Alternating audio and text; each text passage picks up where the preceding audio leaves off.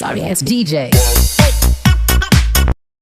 तो hello mister Exter ये और एक और वीडियो में आप सभी का स्वागत है। इस वीडियो में मैंने कुछ अलग करने की कोशिश की है। तो मैंने बनाया है कुछ नए वीडियो जिसमें मैंने अपने स्कूल के कुछ टाइप्स ऑफ स्टूडेंट्स टाइप का वीडियो बनाया है। तो चलिए शुरू करते हैं।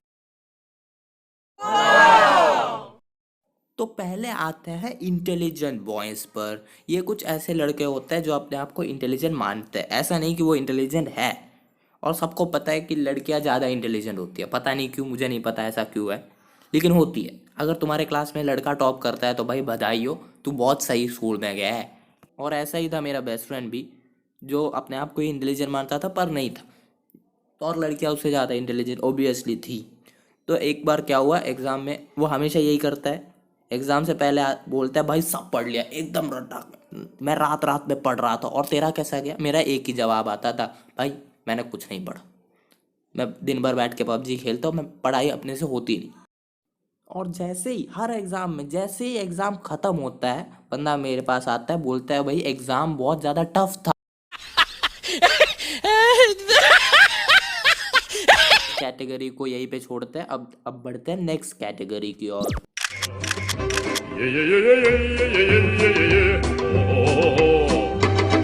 तो भाई नेक्स्ट कैटेगरी में आते हैं द कूल गाइस। और ये एक वायरस की तरह है, एक बीमारी है जो प्यूबर्टी के बाद आती है हर किसी बंदे में। और मेरे को थोड़ा सा लेट आया था ये। तो मैं क्या देखता हूँ कि लड़कियां अपने बाल अलग अलग शेप और अलग अलग कलर में कर रहे हैं, और लड़के भी इसमें कोई कम नहीं है। यार ये सब तो थी पुराने स्कूल की बातें। तो यार मैं फिर नए स्कूल में गया, फिर वहाँ पे कुछ अलग ही बकचोदी चल रहा था। तो यार मैं क्या देखता हूँ, लड़के अपने पैंट के ये वाले हिस्से को छोटा करवा रहे हैं। फिर क्या हुआ मुझे कुछ पता नहीं चला भाई ये क्या हो रहा है, क्योंकि सब लोग ऐसा कर रहे थे। तो मैंने अपने दोस्त से पूछा भाई ये क्या हो रहा है, तो उसने कहा हाँ जितिन, तुझे ये भी नहीं पता ये आजकल का फैशन है। इससे लड़के कूल दिखते हैं और तुझे पता है इससे लड़कियां भी अट्रैक्ट होती है। ये तू भी करा ले, बिल्कुल मस्त लगेगा। यार मैंने भी उससे बोल दिया चलो ठीक है मैं भी करा लूँगा।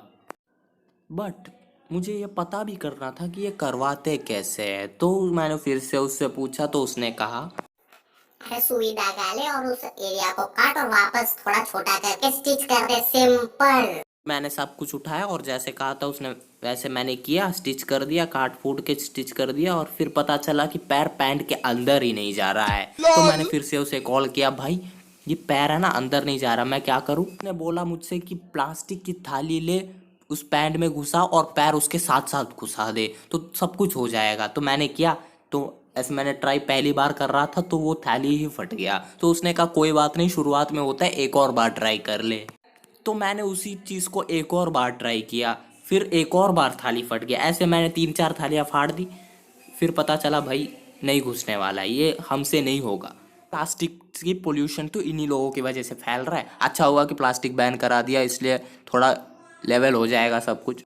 फिर वो वापस मेरे पास आके कहता है भाई ट्राई कर ले, तुझसे हो जाएगा, और सब लोग ऐसा कर रहा है तू भी करना। अरे सब लोग चूतिया है तो क्या मैं भी चूतिया बनूं? तो यार बस अब मैं इस चीज़ को और ज़्यादा बोलना नहीं चाहता और याद भी नहीं करना चाहता। तो बढ़ते हैं अगले पार्ट की तरफ।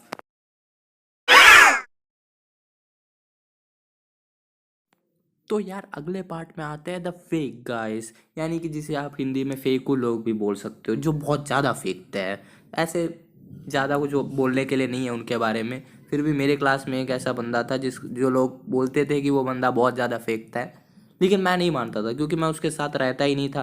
तो एक बार क्या हुआ, उसने टीचर से कहा कि वो अंडमान एंड निकोबार आइलैंड गया है। तो भाई ये तो मान सकते हैं भाई, पास में ही है अंडमान एंड निकोबार आइलैंड, जा सकता है ये बंदा, मैंने भी मान लिया। फिर उसने कहा उसकी आवाज़ गुम गई थी, तो भाई जा सकता है भाई, इसकी आवाज़ गुम सकती है, ये भी पॉसिबल है। 2-3 महीने के बाद उसकी के हाथ में वो वाला वॉच था और टीचर ने पकड़ लिया और उससे पूछा भाई ये वॉच तो तेरे पास है। तो उसने कहा कि वो स्कूबा डाइविंग करने गया था और तब उसे वापस मिल गया वो वॉच। मतलब वो एक और बार गया था वहाँ पे और उसे वही वॉच वापस मिल गया। फिर खुद से ही बोलने लगा भाई ये मजाक हो रहा है यार, एक सेकंड मजाक हो रहा है। मतलब वही वॉच उसे स्कूबा डाइविंग करते समय मिल गया, मतलब पानी के नीचे, पता है पानी के नीचे उसे मिल गया वो watch. Can you believe that? इसे इस कैटेगरी को यही पे एंड करते हैं क्योंकि यार ज़्यादा कुछ बोलने को है नहीं। तो बढ़ते हैं नेक्स्ट कैटेगरी की ओर।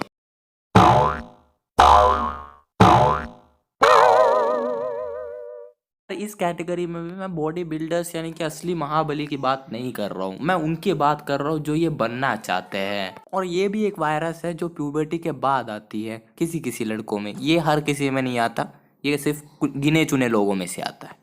तो मैंने क्या देखा, मेरा जो 1.5 पसली वाला दोस्त था वो अब जिम जाने लगा है। भाई सीरियसली उसके पास कोई मतलब मास तो होना चाहिए जिम जाने के लिए, पर नहीं, वो डंबल्स उठा रहा है, बड़े बड़े डंबल्स उठा रहा है, कहता है कि भाई बॉडी बनानी है। और वैसे भी वो उससे उठी नहीं जा रही थी, मैं तो भाई सोच रहा था ये उठाते उठाते यही उठ जाएगा इस दुनिया से। तो यार ये लोग ऐसे जिम जाके कुछ ऐसी बॉडी बनाना चाहते हैं, नहीं थोड़ा ज़्यादा हो गया, तो ये कुछ ऐसी बॉडी बनाना चाहते हैं। तो यार मैंने भी कह दिया भाई ठीक है चलो भाई, अब मैं मना थोड़ी कर सकता हूँ भाई, उसकी मर्ज़ी, इट्स हिज चॉइस। तो मैंने भी कह दिया ठीक है जा ले। फिर वो कुछ 2 या 3 दिन गया होगा, फिर उसने कहा भाई बस अब मुझसे नहीं होगा, सुबह सुबह उठना पड़ता है, अब बस मैं नहीं जा रहा। इस कैटेगरी को भी यही पेंड करता है, बढ़ते हैं नेक्स्ट कैटेगरी की ओर। तो यार नेक्स्ट कैटेगरी में आते हैं हम सब के प्यारे, नहीं यार बस आज के लिए बहुत हो गया, अब मैं और ज़्यादा सहन नहीं कर सकता। तो अगर इस वीडियो में 10 लाइक आते हैं तो ही मैं इसका अगला पार्ट बनाऊंगा। मिनिमम 10 लाइक चाहिए मेरे को, क्योंकि इसे बनाने में मुझे बहुत ज़्यादा मेहनत लगी। तो लाइक मारो अगर पसंद आया तो अगला पार्ट मैं लाने की सोचूंगा, अभी तो बिल्कुल मन नहीं है। तो if you like the video, click subscribe button right now.